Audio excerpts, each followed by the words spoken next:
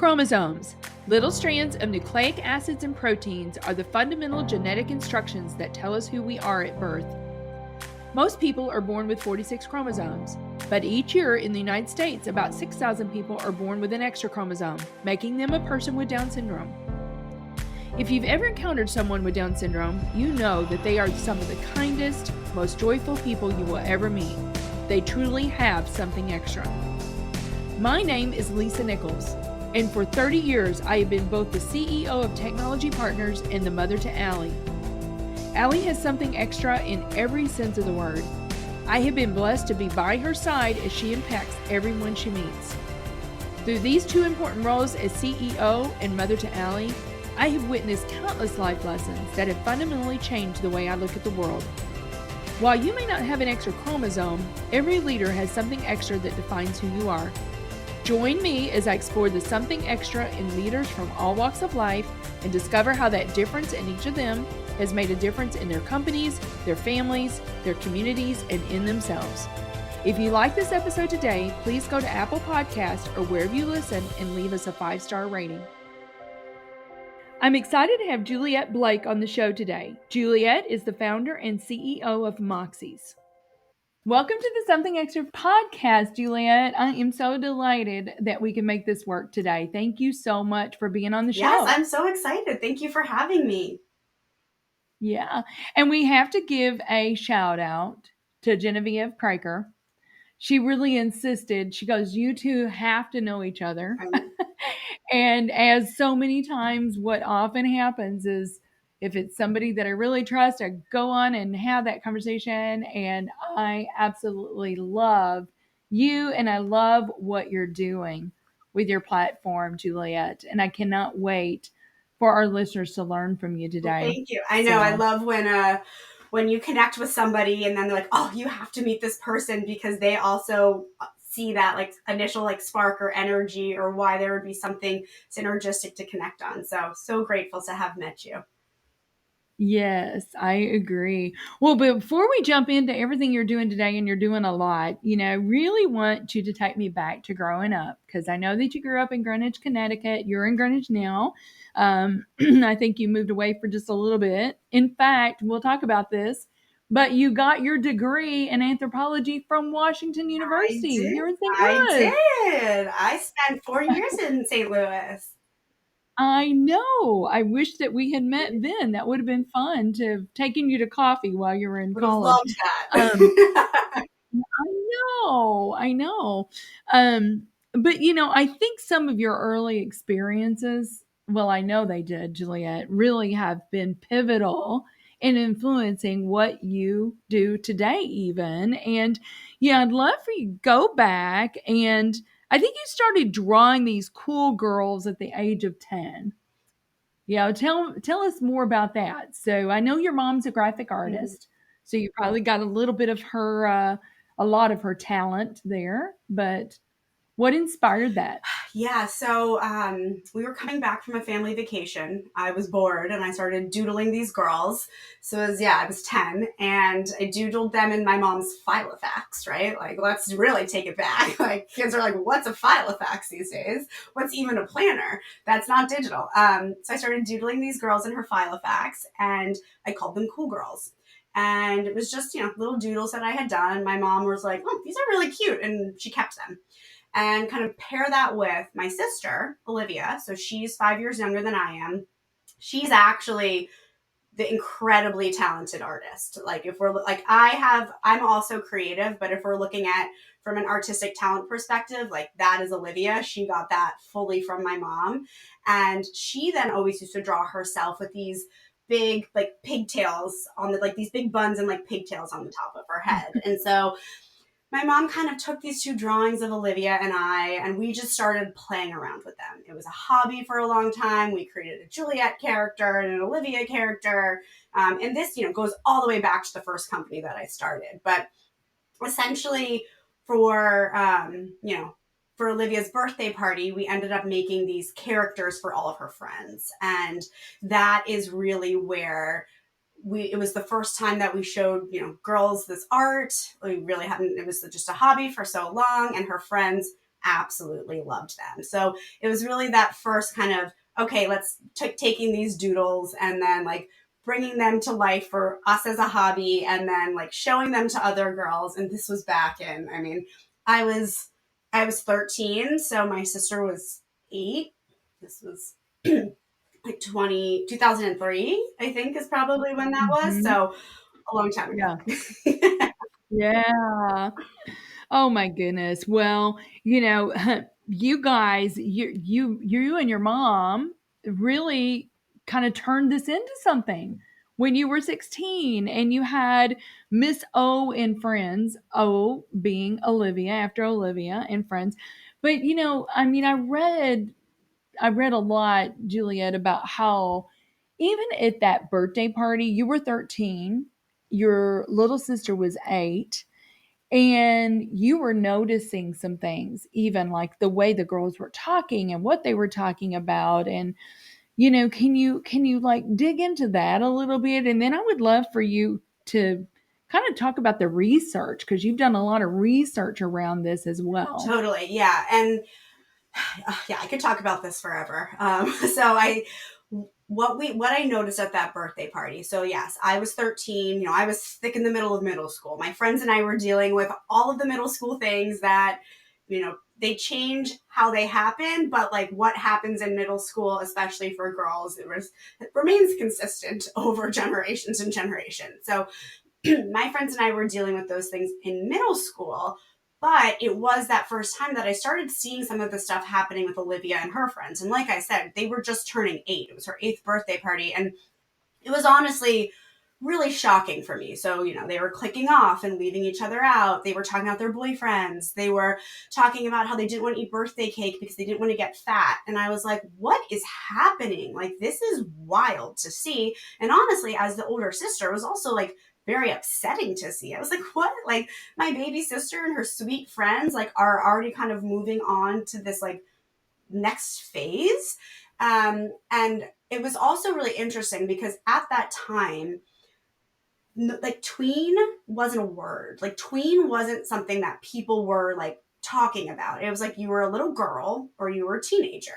And this like in between time was truly ignored and truly not discussed. And when we look at it from a research perspective, it's actually like the most crucial time for a young girl's development. It really sets the stage for the building blocks, really for the rest of her life, especially when it comes to social, emotional, confidence, self-esteem, like those types of things. And when you actually look at the data, confidence levels in girls fall by 40% between the ages of 8 and 14, which is like pretty upsetting.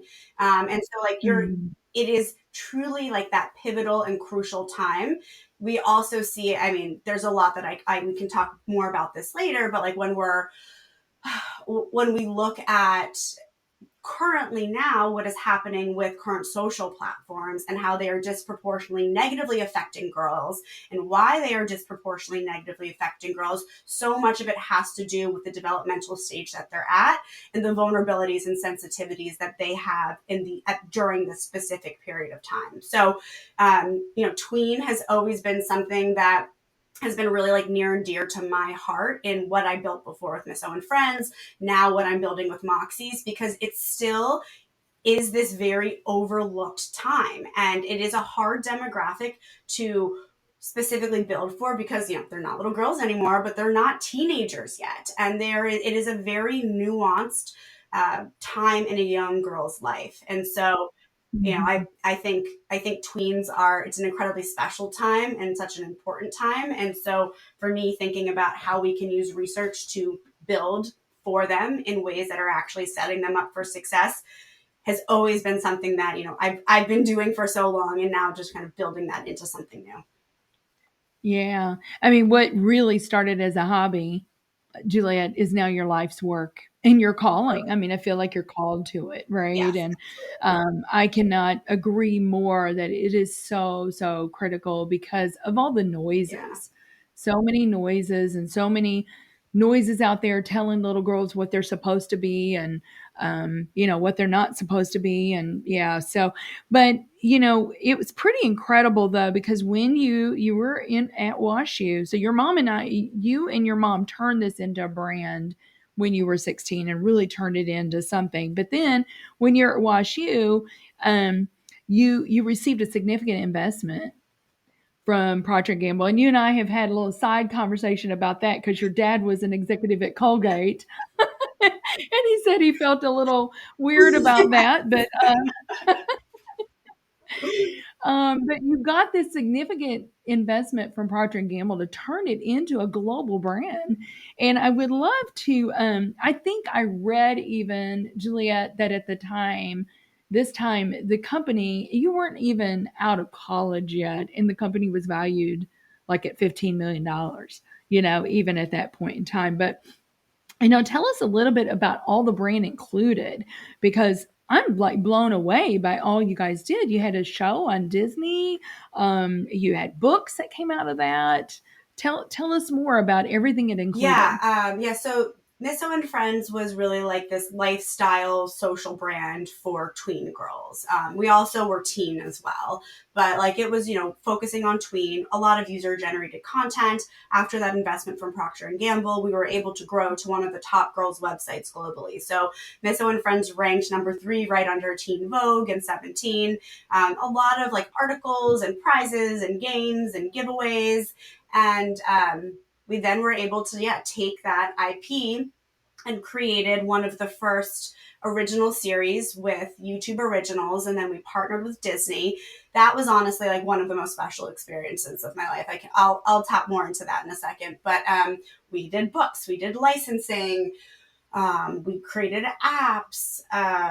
We did a lot, and we were like, again, this initial investment from Procter and Gamble really enabled us to be able to like grow and scale, and still also be this like small family business. My dad was also working with us too. Again, his executive marketing experience from Colgate, and we were really able to turn Misso and Friends into something like incredibly special and incredibly meaningful too. And I think for me, the series that we did with YouTube Originals and then partnered with Disney on, that was called Hyperlinked.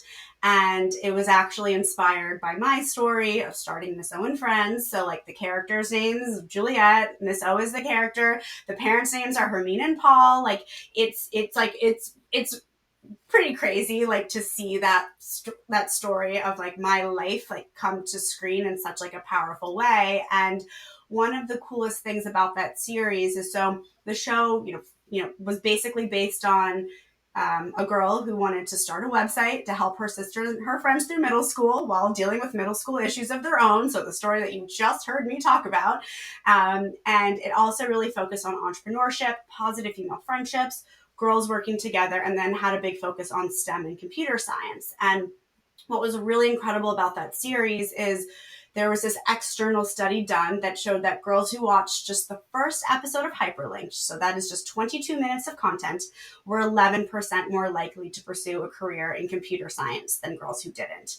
So it really goes to show you the positive impact that content can have if we put, well-being at the core, if we try to squash like gender stereotypes, if we bring empowerment and real messaging that is related to the real demo that you are building for in meaningful and authentic ways, if that is how we tell the story. And so I think it's such a great example of what we can do with content and what we can do with media and what we can do with gamification. Hence why I'm now building Moxies. But that's something that was a really, really, really cool experience to build, to do, to create, to be part of. It was pretty cool.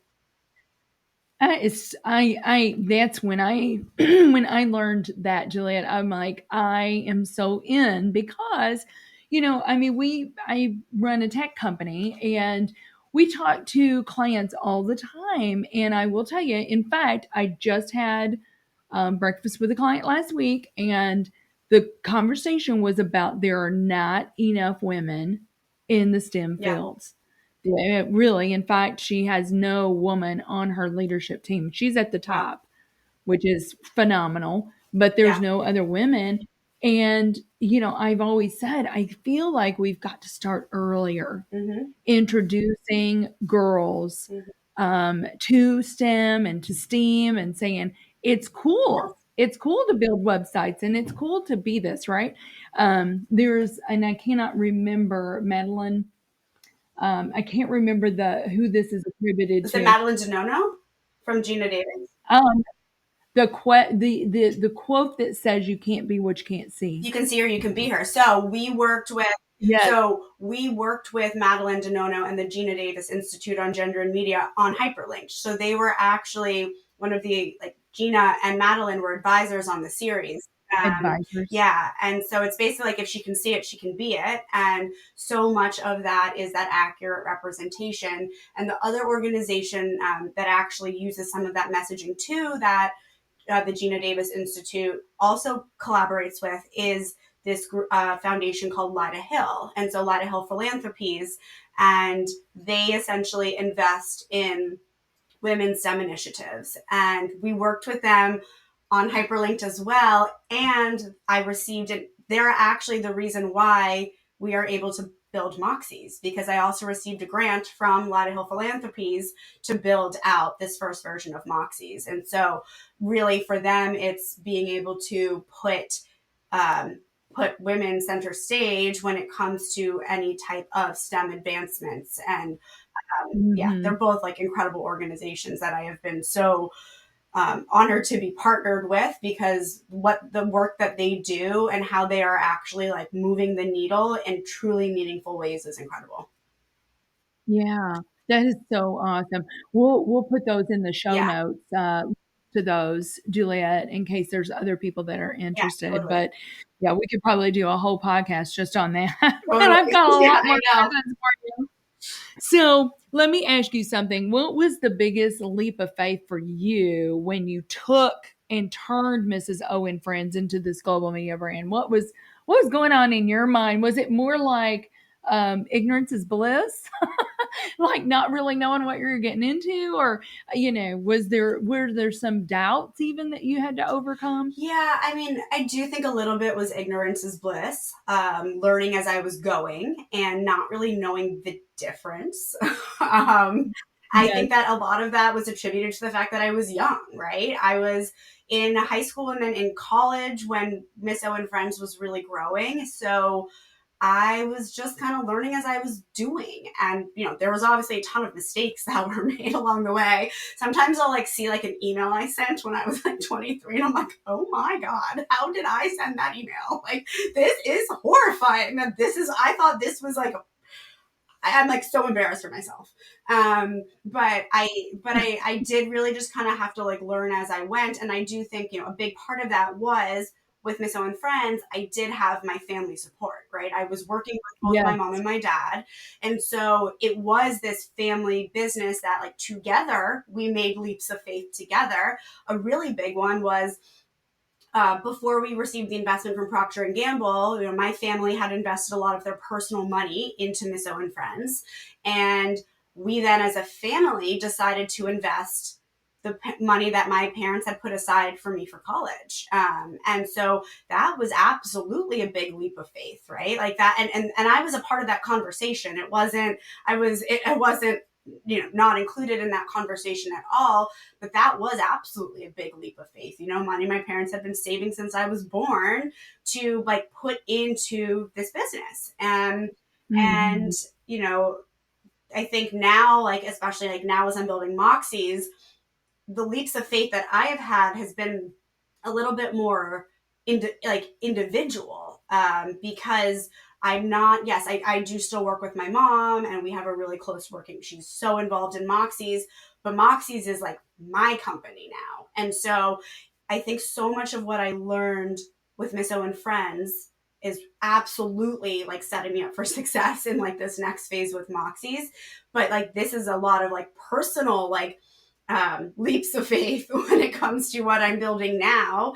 And I'm the one who's Yes. like solely responsible for it. So I think like, Yes. yes, there are moments where that's like really scary, but I also do feel like I'm really set up for success because I was as a young person like put into so many positions where I was presenting to senior leadership, right, at Fortune 50 companies, like when I was 16 years old, which it's crazy. I like it was just something that like I did. And now, being in my on the later side of my 30s, I'm like, wow, like that was over 15 years ago. I cannot believe I did that. I'm almost like more nervous now sometimes when I speak with like senior executives than I was when I was 16, because I also didn't know better. Right. Ignorance is bliss, Ignorance is Juliette. bliss.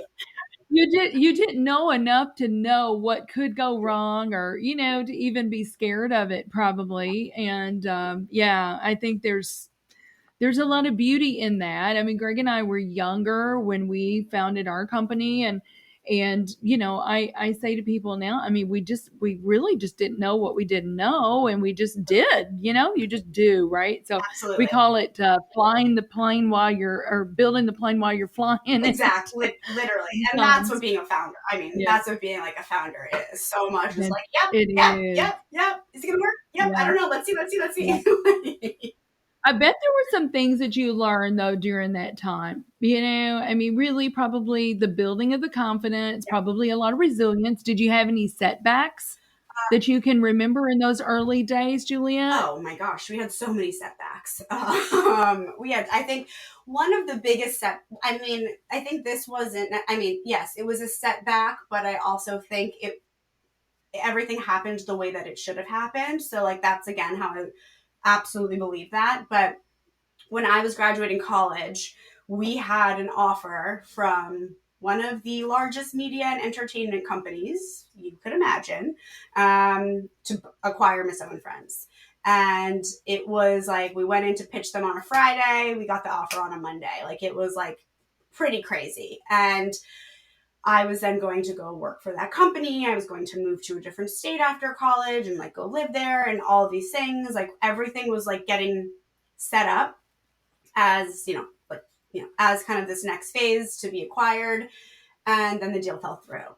And it was one of those things that it really did seem like a done deal. And a big lesson for me to learn, that it was absolutely not. Like I thought I was graduating college with this, like selling my company, like moving to a new city with this like incredible new job. Amazing job. And then that wasn't the case at all. And it was definitely like it was definitely a shock, and it was an important learning experience, right? Like it's not a done deal Hmm. until that wired money is showing up in your bank account and you see it, right? Like contract sign also doesn't mean Hmm. anything. So I think for me, that's, absolutely something that I take in now as I'm building Moxies. And as we're talking with investors and all of those things, is I learned that lesson a very kind of like hard and painful way. At the same Yes. time, I also know that if that deal had gone through, Miss O and Friends would likely not have existed past 2 years from that, based off of all of Hmm. the internal restructuring that ended up happening with the company, which is why the deal ended up essentially falling Hmm. through, and all the other acquisitions that they had made that then just kind of like got cut. So, yeah, that's Well, and it could have turned into something different. You would have lost control, oh yeah, Juliet, and it could have been something entirely different than what you had envisioned too. yeah, So, yeah, always things always happen for a reason. But I had some of those lessons as well early on in my career. I was in corporate sales for a Fortune 500 company, and I'll never forget like having sold like one of the biggest deals, of the in the region, and had already banked on that and everything. And at the 11th hour, our competitor came in and undercut us, oh, and I lost the deal at the 11th hour. And by then, there was nothing to do. We couldn't salvage it, but yeah, I'm very cautious anymore. You just don't know, right? Until you said like the money's been wired in and the you can bank see and the it. ink is dry. Not even like the Until you can confirmation see of it. wire. Like you see it in Yes. there. Like, Exactly, exactly. Well, I got so much to talk about with Moxie. So tell me that transition. Now, I'm going to ask you a few questions, and then we do need to take a quick break. But I've got a lot more questions for you. So tell me about the transition to Moxies and what you're doing today. Yeah, so kind of as I mentioned, like I was able to see firsthand with Miss Owen Friends and Hyperlinked if we can, build for girls, what types of positive outcomes we can have. And then we see right now, there's so much research out there that I'm sure many of the listeners have seen, whether it's headlines or, really gotten deep into themselves, really starting, last summer with the anxious generation coming out and really sparking a movement around parents just being more hyper aware of what's happening with, social platforms. And when we look at that research, it's very clear how girls are disproportionately and negatively affected when it comes to how they're consuming from social media. And so what I really wanted to do was think about, okay, like let's figure what's the problem here, right? And the problem that I see, the biggest problem is that big tech is not built for youth. Like it's designed to be harmful and dangerous and addictive. We know that as adults. Those things are not youth centric. There's no well-being at any core of how they are building, and they have to monetize off of attention. And so really rethinking, okay, how can I reimagine what digital looks like for girls, and thinking about like what are the features that girls want, what are the things that they want to do online, what are the pain points that parents are having, that girls are having, where is that disconnect? Because also at the same time, we know our kids' lives are more digital. Like whether we like that or not, that is the reality that we are living in. Digital is part of our lives and our children's lives, and we need to figure out how to help them build a healthy relationship with it, how to set them up for success using digital. So that's really what I'm doing with Moxies, is creating this safe and healthy gamified social platform that is for girls. So for that, 8 to 12-year-old tween girl, where she can play and create and connect and earn. So all the fun things we know that she wants to do online, but avoiding that toxic and harmful content, avoiding those dark pattern persuasive design features, and instead really building with this research-backed, safe by design foundation that's focused on positive youth development. So instead, we're building things like digital literacy, we're building confidence, we're building this healthy relationship with technology, really setting, again, girls up for success as they enter the digital world for the first time. When they ask, mom, dad, guardian, like, hey, I want to talk to my friends, or I want to play this game, or I want to create avatars or build, they can go to Moxies, and like we can have this really strong foundation for them that grows with them and helps them, as they continue to explore the digital world. Mm-hmm. Yeah, I mean, I love it. I love it because to your point, digital is not going away. It is a part of who we are, right? Every, devices, they're going to be connected to devices. And to your point, Juliette, too, they want to connect with their friends. They want to use this. I see this with our 12-year-old grandson. I mean, he loves to game, but it's really about connecting with his friends at school and having the chats and, this sort of thing. But you had said something to me because it can be very addictive, but you guys do something really unique. And tell our listeners about what you do with Moxies that's very unique, to put guardrails, if you will, around it. Absolutely. I think the biggest thing is we want to start to build that autonomy and independence and enable that connection, because also from a developmental perspective, that connection is to their peers is so crucial. And back when, like when I was growing up, like we'd call our friends, right? And we'd talk on the phone, and kids don't have that these days. And so like we'll talk to girls and be like, okay, well, if you don't have access to a device, how do you talk to your friends outside of school? And they're like, oh, we can't.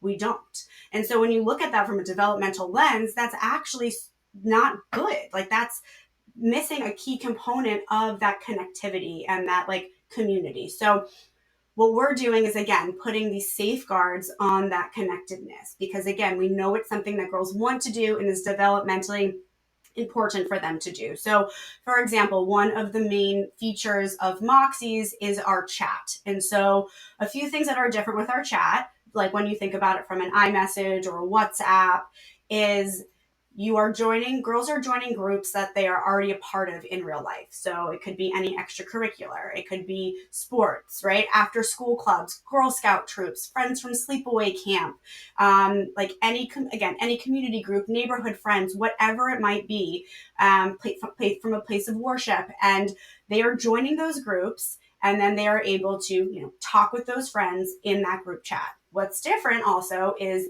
it's moderated. So that's something that we heard from parents as a pain point for them. There's moderation that's built in. And then my favorite feature, that is also parents' favorite features, is the chat shuts off at 8 p.m. and it doesn't turn back on until 7:30 the next day. And so that for us is a really big thing of how can we, from a foundational perspective, going back to that safe by design, how can we build in those healthy habits and healthy screen time limits early? So you think about that 8-year-old who for the first time is wanting to talk to her friends in a group chat. She's now is learning that, okay, at 8 p.m. chat shuts off because I need to set healthy boundaries for myself. I need to decompress. I need to move on. And the other thing too is the chat shuts off and you can't go back and scroll in the chat either. So like chat is like fully disconnected. You can still build avatars and you can still play quests. So there's still, which are the two other parts of Moxies. So you still have that opportunity for creative play and that quest and skill building through Moxies, but that peer communication shuts off. And the other thing too is we have limited notifications. So it's not that constant notification every time someone is messaging you. There will be one, maybe two notifications a day. And there's also the chats are organized in threads. So it's not just this like never ending doom scroll of, oh, haven't been on and I've missed all this stuff and I'm going to see 200 notifications and feel so overwhelmed. And so for us, that was such a pain point that we discussed with both parents and girls of parents. Like when we talk to parents about group chat, they're like, well, no, I don't want my daughter on that platform, or I don't want her in that chat, but I also don't want her to miss out on these key social moments. And I think that's the biggest thing is these key social moments, again, going back to the developmental, like appropriateness of connecting with your friends. But at the same time, these girls don't have digital literacy skills yet. Like they don't know. And so that's really what we are building into Moxies with, like, again, within that chat functionality of starting to build those healthy habits and digital literacy skills early. Yeah, I love that because when it shuts off at 8, it's like, because that's what happens a lot of times. Well, my friends are still on. Yeah. And can't I be on for a little bit longer? No, it shuts off. So I love it. Everyone's off. And then it's like, there's not that friction of the parent being like, get off your device. No, I don't want to have this argument again. Like we discussed, you have to shut it off. And then for the girl that's using it, she's not experiencing that FOMO and that anxiety of missing out on those conversations and then coming back the next morning feeling so overwhelmed to have missed out on like these key social moments that like she had to miss because she had to shut off her device at a certain time. So it really starts to like level the playing field in terms of how how girls are also communicating online and again, building those healthy habits early. Yeah. So good. So good. Well, Juliette, I have so many other questions, but we do need to take a quick break and we'll be right back with Juliette Blake on the Something Extra podcast. In business, the tendency is to seek out partners who are bigger, faster, stronger. When it comes to IT, you should be looking for smarter, faster, better. That's just what you'll find with the talented technologists at Technology Partners. Our experts develop custom solutions to tackle your most complex challenges, all to simplify your processes in the smartest, most efficient way possible. The time to be swift and nimble starts now. Go to technologypartners.net/solutions and see what's possible. Well, welcome back, everyone, to the Something Extra podcast with Juliette Blake. Juliette, I have absolutely loved our conversation so far. I have a few more questions for you. Are you seeing, like, are there any emerging tech that you see, like with AR and VR and things like that? And is any of that in Moxies or plans for in Moxies? And then you'd already talked about the tokens and being able to win and do the quest. So I'd love for you to explain that piece of Moxies just a little bit more, and then we'll get into a few other Yeah, things. absolutely. So right now when we're looking at emerging tech, we are bringing in AI to Moxies. And so the first kind of component is with the moderation. So our chat is moderated with both AI and human moderators, which we have trained with our own proprietary data to not just, block out like curse words and like basically, and personal information. We are also looking to start to build out that nuance of that tween girl conversation and really starting to understand what that looks like so we can look ahead more at bullying and trolling and again, those intricacies when it comes to potentially how girls are connecting online. So that's how we're using it right now. One of the things that I'm really excited about is we're actively exploring an academic industry partnership right now with an LLM NLP researcher out of UVA through their TIDE group. TIDE, TYDE, stands for Thriving Youth in a Digital Environment. And one of the things that we really want to learn from this research is what types of tools could we potentially create that helps to build digital literacy even more so within Moxies. And so we don't necessarily know what that type of tool is right now, but we, again, really want to understand those intricacies of how tweens are connecting online and how we can be more of this like relational tech for them in a way that we are helping to redirect or helping to intervene in age and developmentally appropriate ways and offer suggestions. So like, for example, let's say a girl is in a group chat and she's typing, like sending a ton of things in a row, right? Like if someone is sending a bunch of messages in a row, something's going on for them, right? They could be super excited. They could be anxious. They could be mad. They could be like nervous. There's so many different emotions and feelings that might, that might be because of. The person on the other side who's receiving all those texts, like you don't usually love to be the person on the other side getting like 10 text messages in a row. That also is like makes you really anxious and like, what is happening? Like, please stop.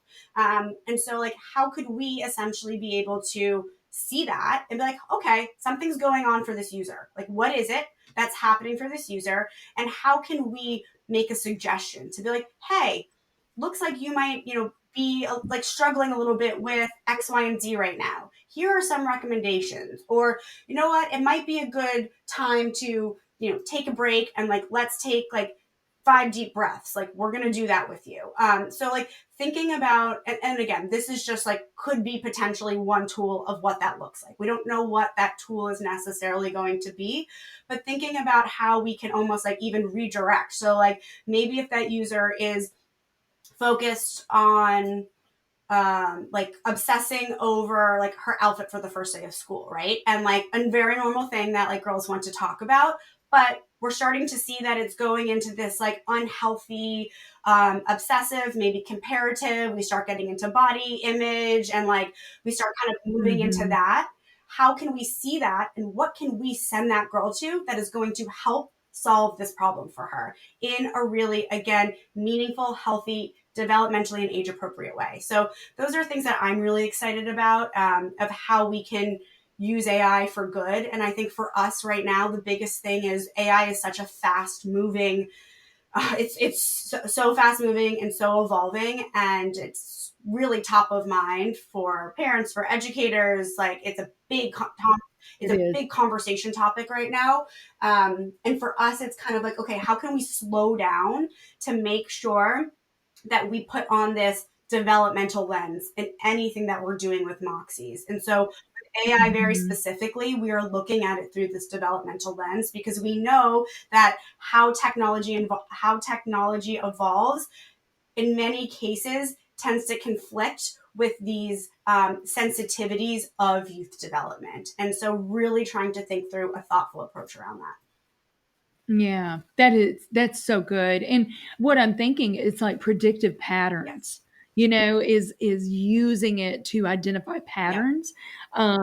Juliette, do you have, and I've not asked you this question, but like on your board, do you have like some child psychologist type folks on your board that you can lean into? So we have child psychologists, we have youth tech researchers that we collaborate a lot with who are both child psychologists. And then we also have child psychologists that we work with also from a content creation perspective, which goes into the quest component. So that has been, when I say like we're research backed, like we are truly collaborating with experts in the space and looking at the research that they are also doing and figuring out ways to take that research and implement it into actual product design. And I think that's been kind of one of the biggest things that has been missing. There's so much incredible research out there. And it's now out there, but like, okay, how can people actually use that research to inform how they're building products for youth? And that's really what we're doing at Moxies.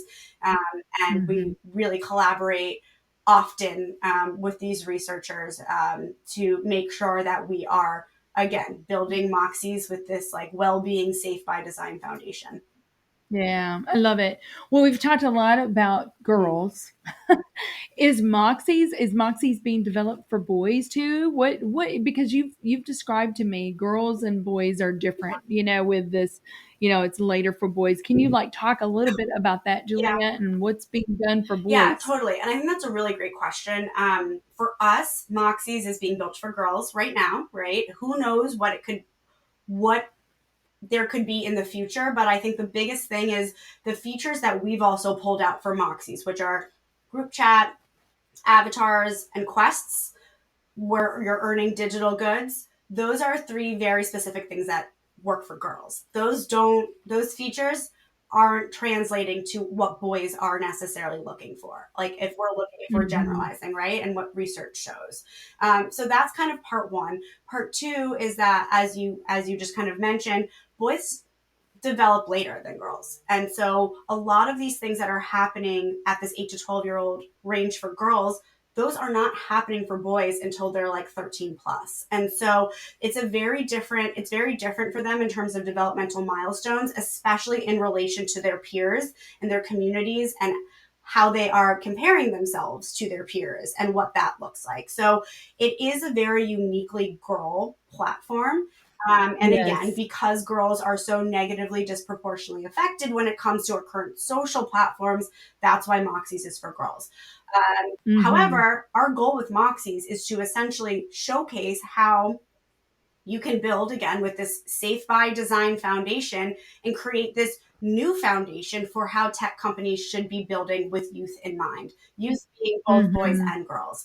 And so a lot of the principles that I hope to, be able to share more widely with our learnings from Moxies and how we're doing this, I see that as being able to inform developments of other platforms, whether we're developing them or somebody else is developing them for boys, and then also like even for older demos as well. Yeah. I'm just thinking, you just have, you have so much experience and so much personal. I know girls. I know girls. You know girls. I have two girls and then I have a boy. And so I'm learning boy, but he's only 4. But I know girls, and like that's what I know, and that's what I'm building for. Like I'm not the boy gaming expert. That's like not what I'm. So and I'm not going to pretend to be. And we'll let somebody else handle that. We'll let maybe Christian look at the boy piece. What and I don't know if you've thought through this, but how do you know? How are you going to know, Juliette, if it's working?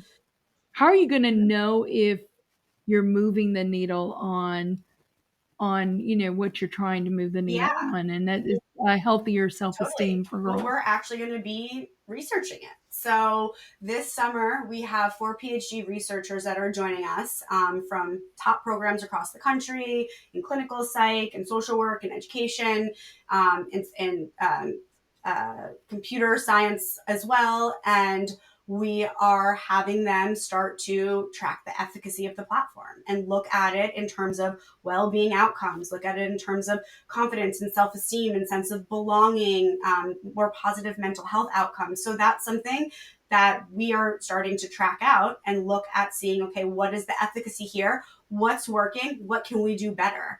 And that will continue, we'll be able to take that and just continue to still prove it out and keep building better and more effectively. So yeah, we're going to start researching it this summer. So I'm really excited to be able to share some of those findings once we kind of get through this like first launch period.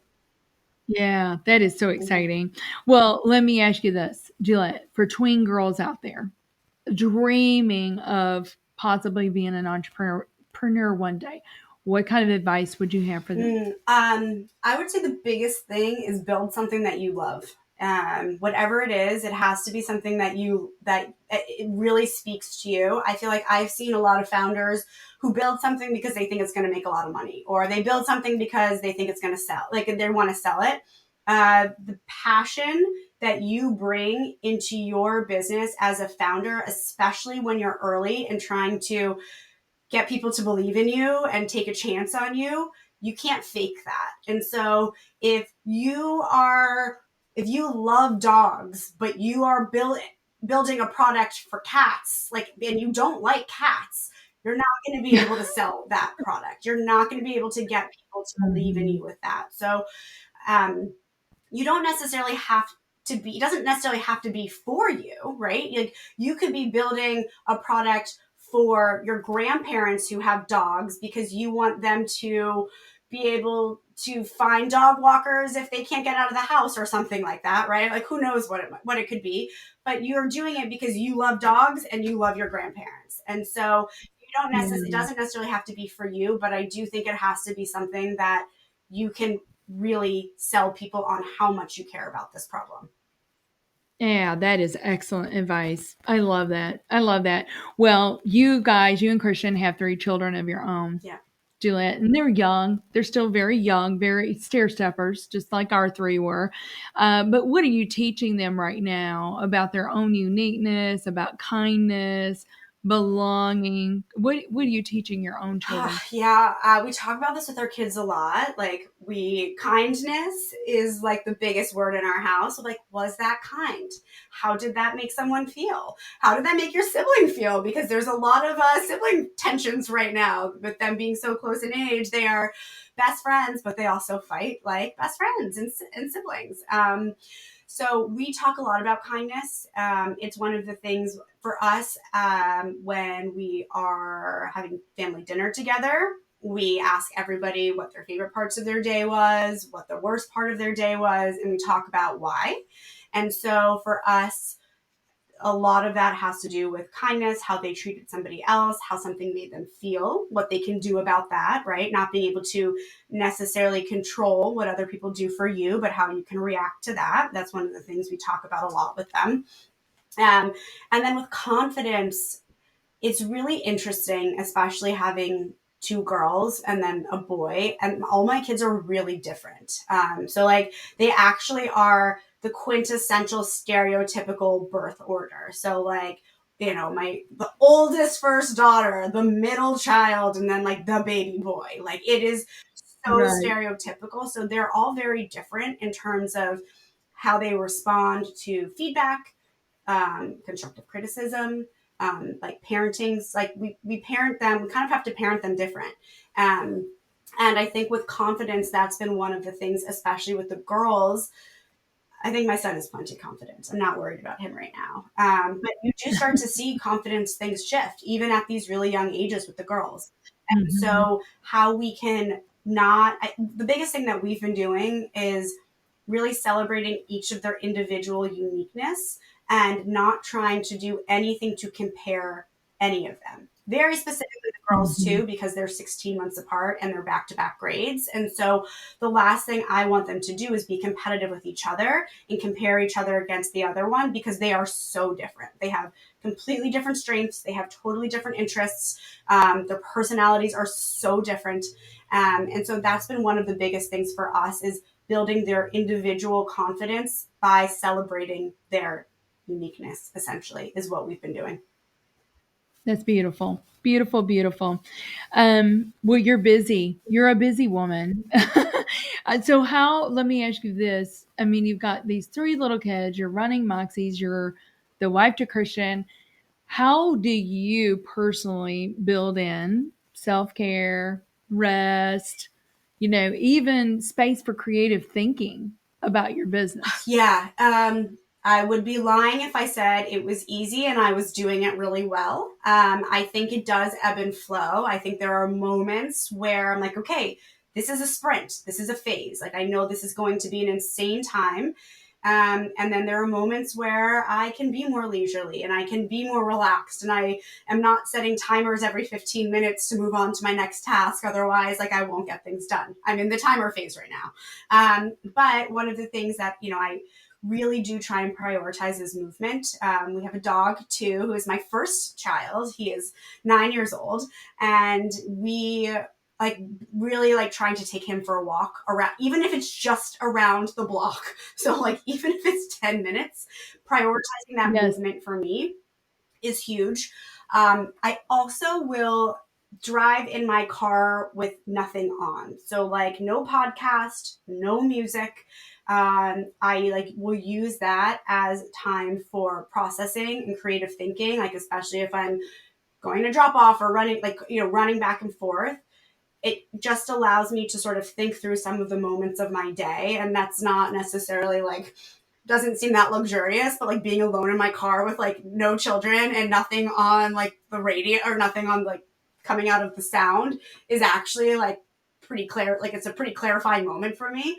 And then, I think too, one of the things that is always really important to me are my relationships. And so yes, my relationship with my husband, making sure we have date night and time that's just for the two of us is something that we both have really busy schedules, but we really do try and prioritize. And again, some months it's worse than others. But it was his birthday last week. So we got to have a date night on a Thursday for his birthday. Right. And so those types of things are special. Or even if just the two of us are driving in a car together for 30 minutes, we're this is, what can we talk about? We can talk about anything. But even with friendships too. Yes. So for me, I am one of those people that I love my family. I love my community. I love my friends. And so I really do try and prioritize those things when I have a moment. And then I kind of get drained from it. And then I need 4 days to be by myself and not talk to anybody. And so then that self-care looks like getting into bed at 8 p.m. and watching a TV show. And for me, that is how I decompress. And that is how I just kind of reset. And just, I'm okay, now I'm ready to go talk to people. I'm ready to do it again. Yeah.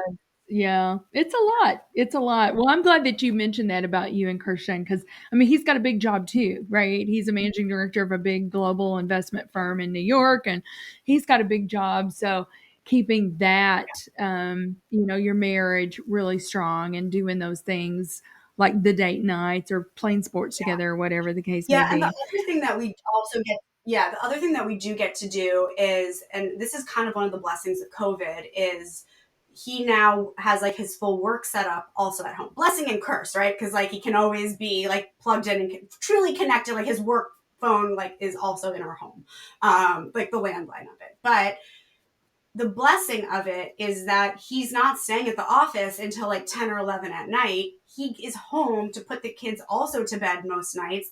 We can have dinner together. And then he goes back to work. And so that's also actually a really special time for us, is unless we have dinner with friends or work dinners or events or things like that, we have dinner together every night. And so that is, again, time for us to just sit and do that. We also usually watch Jeopardy. We record Jeopardy. It's one of these things when we first got married and he was in business school, we got really into 5 p.m. Jeopardy because we never got to watch TV at 5 o'clock or have dinner together. So it became a routine that has carried on 9 years later. But that's another really special thing that we get to do, and absolutely a blessing from COVID, being able to have that full work set up at home. Yeah, I love that. Juliette, it's so funny. I'm laughing to myself because for a while we were doing Family Jeopardy with our whole family, but then sometimes we'll do it with Alexa. And we'll say, Alexa, play Jeopardy. And, just trying to keep our minds really sharp. I know. So, I can't wait till Family Jeopardy. I feel we're almost there. We've been doing this without the kids for so long. It's going to be great when they can and when they can join in on it. Yeah, or trivia. We do that a lot. Even when we go out to dinner as a family, we may be talking about whatever it is that's going on, but then we'll try and do some trivia. Let's I love that. do trivia. And I have to say our grandson wins most of the time, to be honest with you. I'm like, how do you know about that particular snake? Yeah, I love that. It's crazy. Well, let me ask you this. This is called something extra. What do you believe is the something extra that every leader needs? I would say resilience. I think like resilience is one of those words that I have just really tapped into over the last 3 years. And then even, previously with my first company, um, I think you can have such a big vision. You can be dreaming big. You can know that you can be doing everything right. And like, it's still going to be so hard. And to be able to Mhm. continue to keep going and pick yourself up, it's like that resilience, it can really challenge you.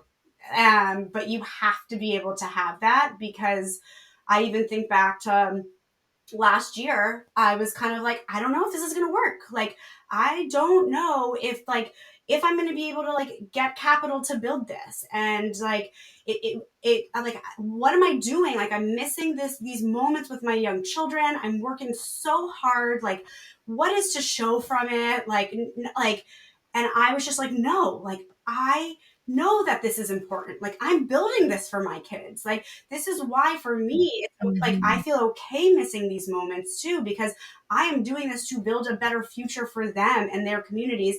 But so much of that, I had to dig really deep and be like, I have to keep going. And I think with um, one of the biggest misconceptions about being a founder, especially tech, is you see those unicorns and you see those big fundraisers and you see those big exits. My favorite quote is, an overnight success takes 15 years.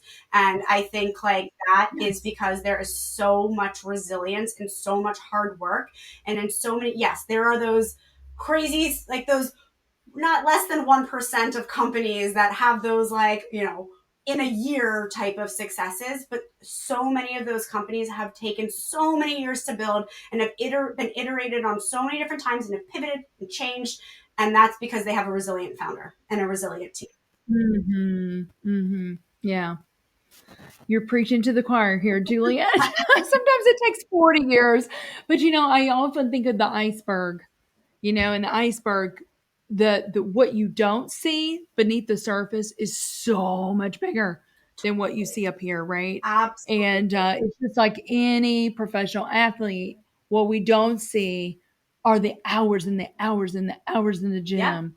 What you don't see with a founder are those times where you're like, whoa, things are not going well right now. Are we going to make payroll? I mean, that's what you don't see, right? But make no mistake, it takes Yeah. resilience. And I think, kind of to your earlier point about even the advice that you would give to a young entrepreneur, do what you love, have a passion. You got to believe in it yourself. That never lose that belief, right? Totally. Because that's what propels the resilience. Absolutely. Like, if once you stop believing in yourself, why would anybody else believe in you? Like, you can't once Absolutely. you like bring in all that self doubt, and obviously there are moments of self doubt, and obviously there are moments of like, what am I doing? Am I insane? Like, Yes. this is like, I don't know, but like, you have to be able to again dig back deep to that passion, which is what absolutely drives that resilience. I completely Mhm. So good. Well, Juliette, this has been so amazing. I knew it would be. I knew it would be, but it's even exceeded my expectations, and I just know that everything we've talked about, I believe, is going to resonate with our listeners. And I just wish you the best of luck with Moxies. Go, girl! You go and you build it, and it's going to be amazing. It's going to change lives. Thank you so much. I'm so grateful to have been on here to have this conversation with you. And yeah, I'm so excited. We're 9 days out from our launch. So it is an exciting, exciting time for us. And again, it's been years of hard work and resilience that has gotten me here. So thank you for Hmm. letting me share what we're doing and what we're building. And yeah, I can't wait. So thank you. Yeah, absolutely. Thank you for listening to today's show. Something Extra with Lisa Nichols is a Technology Partners production. Copyright Technology Partners, Inc., 2019. For show notes or to reach Lisa, visit tpi.co/podcast. Don't forget to leave a review on Apple Podcasts, Google Play, or wherever you listen.